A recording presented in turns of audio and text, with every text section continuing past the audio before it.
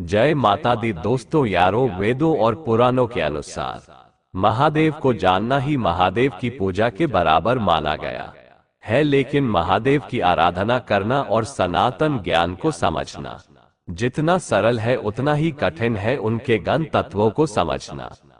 महादेव के रहस्य को आप जितना समझना की कोशिश करोगे उतना ही आप उनकी गहराइयां में डूबते जाओगे। वीडियो में आगे बढ़ने से पहले अगर आप सब हमारे चैनल भक्ति में शक्ति 8824 पर पहली बार आए हैं तो अपने इस चैनल को सब्सक्राइब जरूर कर ले। दोस्तों, हमारे सनातन धर्म में त्रिमूर्ति यानी ब्रह्मा विष्णु महेश कोई सबसे ऊपर माना जाता है और उन्हें से ये ब्रह्मांड चला है। लेकिन बहुत ही कम लोग जानते हैं कि इन त्रिमूर्ति से भी ऊपर कोई है। जीन्स ये पूरी सृष्टि जलती है जी। सृष्टि में ऐसे कई सारे ब्रह्मांड है और हर ब्रह्मांड के अपने अपने त्रिदेव है। तो आज के इस वीडियो में हम जानेंगे कि आखिरकार वह कौन है जो इन त्रिमूर्ति से भी ऊपर है, और जानेंगे कि ईश्वर भगवान और देवता के बीच में क्या अंतर होता है। आपका दिल से स्वागत है। वैसे तो देवों के आदि देव केवल शिवा को ही बाढ़ जाता है क्योंकि वही स्वयंभू है, लेकिन कोई नारायण को परब्रह्म मानता है तो कोई आदि शक्ति को, लेकिन ज्यादातर शिवा को ही निर्गुण और ब्रह्म माना जाता है। यहाँ हमें आपसे मतभेद को छोड़कर सनातन शास्त्रों की जटिलता को समझना जरूरी है, और इसके लिए हमें ईश्वर भगवान और देवता में क्या अंतर है ये जानना बहुत ही जरूरी है। क्योंकि हम ईश्वर भगवान और देवता को एक ही समाज मानते हैं, जो कि गलत है। ईश्वर वह है जो निराकार है, जिनका कोई रूप नहीं, जो दिखते नहीं, उन्हें केवल महसूस ही किया जा सकता है। हमारे ऋषि मुनियों ने अपने अनुभव से जाना है कि ईश्वर ब्रह्मा है। ब्रह्मा यानी ब्रह्मा जी नहीं, बल्कि वो सर्वोच्च शक्ति जो उत्पत्ति, पालनपुर और विनाश करती है। वह ना ही स्त्री है ना ही पुरुष, वो सिर्फ ब्रह्म है। वो नहीं भगवान है, ना ही देवी या देवता है, ना ही ब्रह्मा विष्णु महेश है। वो सिर्फ और सिर्फ ब्रह्म है। ईश्वर सर्वत्र पर भी अकेला है। सृष्टि से पहले भी वही थे और सृष्टि के बाद भी वही एकमात्र होंगे। ईश्वर सभी की आत्मा में है और सभी की आत्मा ही ईश्वर है, इसीलिए उन्हें परमेश्वर और परमात्मा भी कहा जाता है। ईश्वर जिसमें इसका मतलब होता है इच्छा, और व का मतलब होता है वरदान, यानी इच्छा को वरदान के रूप में देने वाला जिन है। केवल ध्यान से ही महसूस किया जा सकता है, और ध्यान के दौरान की गई सारी इच्छाओं को वो वरदान के रूप में अवश्य देते हैं भगवान, यानी भूमि, गगन, वायु, आकाश और नीर, जिनकी इन 5 तत्वों पर पकड़ है और 5 इंद्रियों पर विजय हासिल कर ली है, जो जन्म मरण के चक्र से मुक्त है। और वो कहानी भी जन्म लेकर कुछ भी करने की क्षमता रखना है, वही भगवान है। भगवान को ईश्वर नहीं कहा जा सकता, लेकिन वे ईश्वर तुल्य है, इसीलिए भगवान शब्द को ईश्वर, परमात्मा, परमेश्वर के रूप में भी उपयोग किया जाता है। ईश्वर एक ही है, उनका कोई अवतार नहीं, और जो अवतार लेते हैं वही भगवान है, यानी भगवान विष्णु और भगवान शिवा, और उनके अवतारों को भगवान कहा जाता है और इनके स्त्रीलिंग रूप को भगवती कहा जाता है। मतलब कि ब्रह्मा, विष्णु, महेश, राम, कृष्णा और बुद्ध ये सभी ईश्वर नहीं, लेकिन भगवान है। देवता, जिसका अर्थ दिव्या होना यानी दिव्या शक्तियों से परिपूर्ण होना, ये ईश्वर और भगवान के प्रतिनिधि होते है। संसार में संतुलन बनाए रखना इनका काम है। इंद्रदेव, अग्निदेव, सूर्य देव, वायु देव, ये सभी देवता है, यानी जो कश्यप ऋषि के पुत्र है वो सभी देवता है, यानी ईश्वर निराकार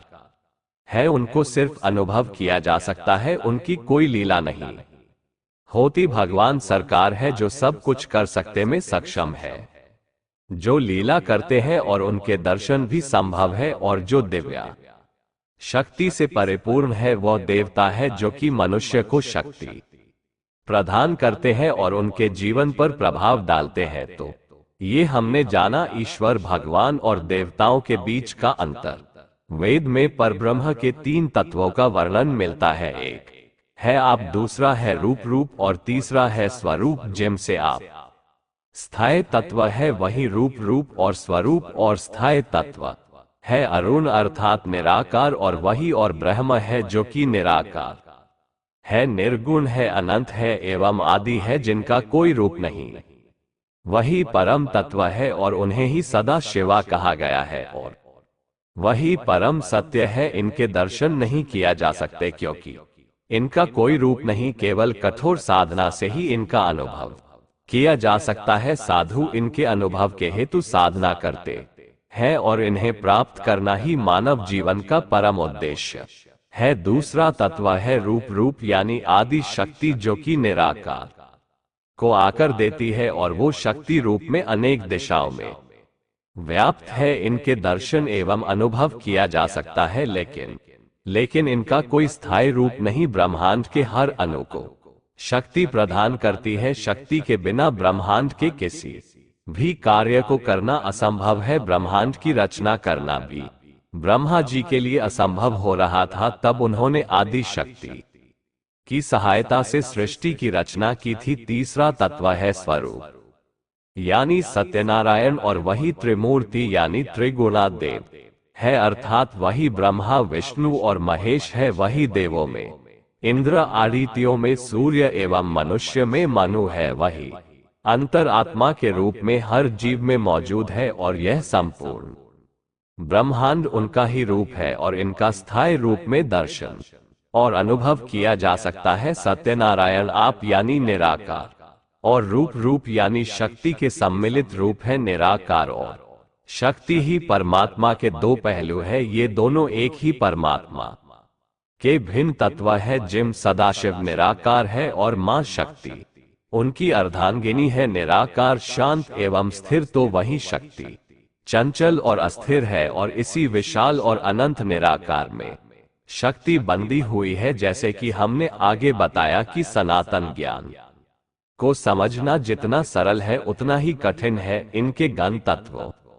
को समझना प्रत्येक कप में निराकार सदाशिव ने ही आकर धारण किया है और वही निराकार सदाशिवा प्रत्येक कप में आप तत्व से रूप रूप में परिवर्तित होते हैं और वही स्वरूप में भी परिवर्तित होते हैं। यानी सदाशिव भी स्वयंभू आदि अनंत और ब्रह्म है और वही परम सत्य है। रुद्राष्टकम के द्वितीय श्लोक में निराकार रूपी परमेश्वर सदाशिव का वर्णन किया गया है। निराकार मोड़कर मलम टूरिजम गिरा ज्ञानम गोटी तमीजम गिरी सम करलाम महाकाल कलाम कृपालम गुनहगार।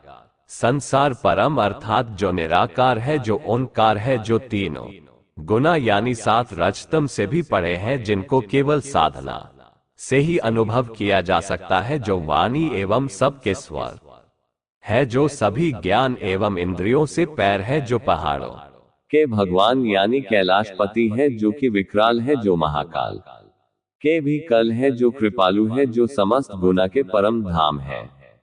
इस संसार से पैर उसे परमेश्वर को मैं प्रणाम करता हूँ। प्रत्येक कप के अंत में यह संपूर्ण सृष्टि की शक्ति एवं समय इसी आप यानी निराकार में विलीन हो जाती है, तब केवल निष्ठा अंधकार एवं शांति रच जाती है। तब शक्ति लुप्त होने के कारण सदाशिव निस्तेज हो जाते हैं और वो कोर्स साधना में समाधिस्थ हो जाते हैं। फिर जब सदाशिव ध्यान से जागते हैं, तब वह शक्ति के अभाव में निष्ठा से खीरे रहते हैं, तो पुनः शक्ति को जागने हेतु भी हुंकार लगाते हैं और उनकी यही हुंकार ओंकार है। इसी ओंकार में शिवा की शक्ति विराज करती है। फिर इसी शक्ति और निराकार सदाशिवा के मिलन से पुनः एक नए कप का आरंभ होता है और इन्हीं के मिलन से एक दिव्या लिंग का निर्माण होता है और उसे ही हम शिवलिंग से जानते हैं। और यही शिवलिंग इस सृष्टि का प्रतीक चिन्ह है, जिसमें जो उभरा हुआ भाग है वही सदाशिवा है और शेष भाग आदि शक्ति है, और इसे हिरण्य गर्भ भी कहा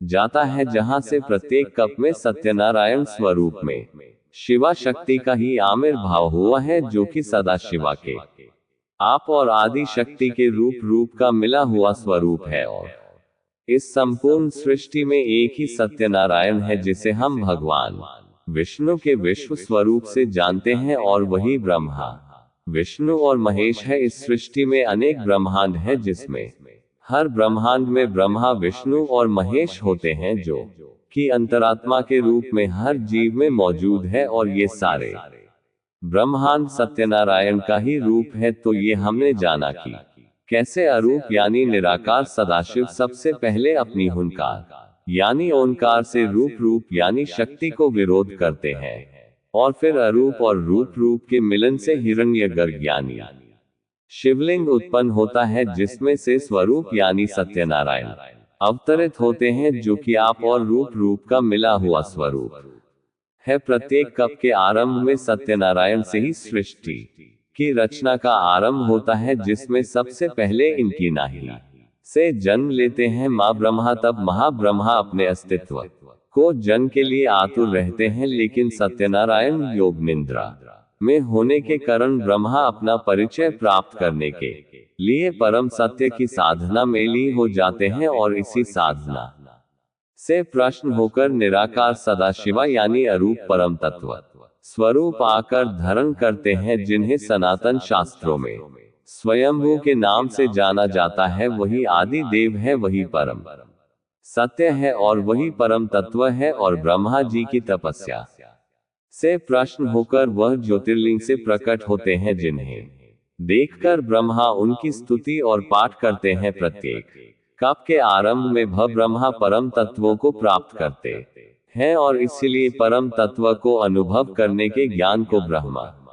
ज्ञान कहा जाता है। ब्रह्मा जी की तपस्या से ही निराकार परम तत्व प्रत्येक कप में स्वरूप धारण करते हैं, और ब्रह्मा जी उन्हें नाम देते हैं, और इस कप में निराकार परमेश्वर ने महेश्वर का स्वरूप धारण किया है, और माँ ब्रह्मा ने उन्हें ही महादेव का नाम दिया है। वेदों और पुराने में सदाशिव के पंचमुख दिखाए गए हैं, और ये 5 मुख उनके अलग अलग कल्पन में लिए गए अलग अलग स्वरूपों में से मुख्य 5 स्वरूप है, इसीलिए इन्हें पंचमुखी सदाशिव से भी जाना जाता है। पश्चिम दिशा के मुंह का नाम साड़ियो जाट है, जिसका अर्थ है भाव स्वरूप, जो कि 16 वर्षीय बालक स्वरूप है। उत्तर दिशा का मुख वनदेव है, अर्थात विकारों का नष्ट करने वाला।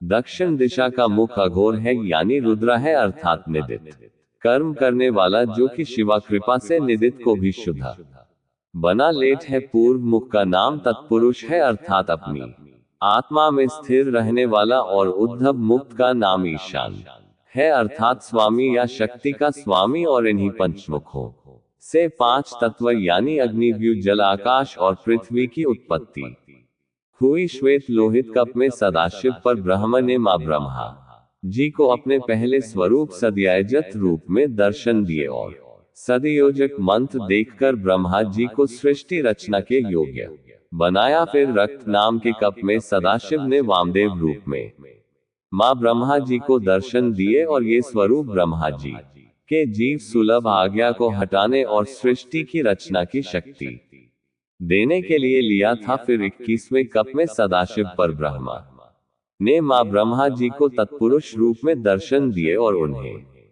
रुद्रा गायत्री मंत्र दिया। फिर जब शिवकल्प में ब्रह्मा जी फिर से अपने अस्तित्व को जन के लिए उच्च हुए, तब सदाशिव ने उन्हें अघोर रूप में दर्शन है, जो कि काफी भयंकर रूप है। तब ब्रह्मा जी को उन्होंने अघोर मंत्र दिया। फिर विश्व रूप नाम के कप में सदाशिव पर ब्रह्मा ने मां ब्रह्मा जी को ईशान रूप में दर्शन दिए, और उनके साथ ही सीनेट करती हुई सरस्वती भी प्रकट हुई। तब ईशान भगवान ने सरस्वती सहित ब्रह्मा जी को सन्मार्ग का उपदेश देकर गु 8 किया। ऐसे ही ब्रह्मा जी हर एक कप में अपने अस्तित्व को जन के लिए उत्सुक होकर निराकार सदाशिव के ध्यान में लीन हो जाते हैं, और हर बार निराकार सदाशिव ने उन्हें अलग अलग रूप में दर्शन दिए और अपने शरीर से शक्ति को जागृत किया ताकि ब्रह्मा जी को सृष्टि की रचना में सहायता मिल सके। तो ये थी शिवा के पंचमुखी अवतार की कथा, जिससे मनुष्य के अंदर शिवा भक्ति जागृत होती है और उसकी समस्त मनोकामनाएं पूर्ण होती है। तो आशा करता हूँ कि आपको ये जानकारी जरूर अच्छी लगी होगी। अगर आपको यह वीडियो अच्छा लगा तो इसको ज्यादा से ज्यादा शेयर करें। अगर आप सब हमारे चैनल भक्ति में शक्ति 8824 पर पहली बार आए हैं तो अपने इस चैनल को सब्सक्राइब जरूर कर ले। धन्यवाद।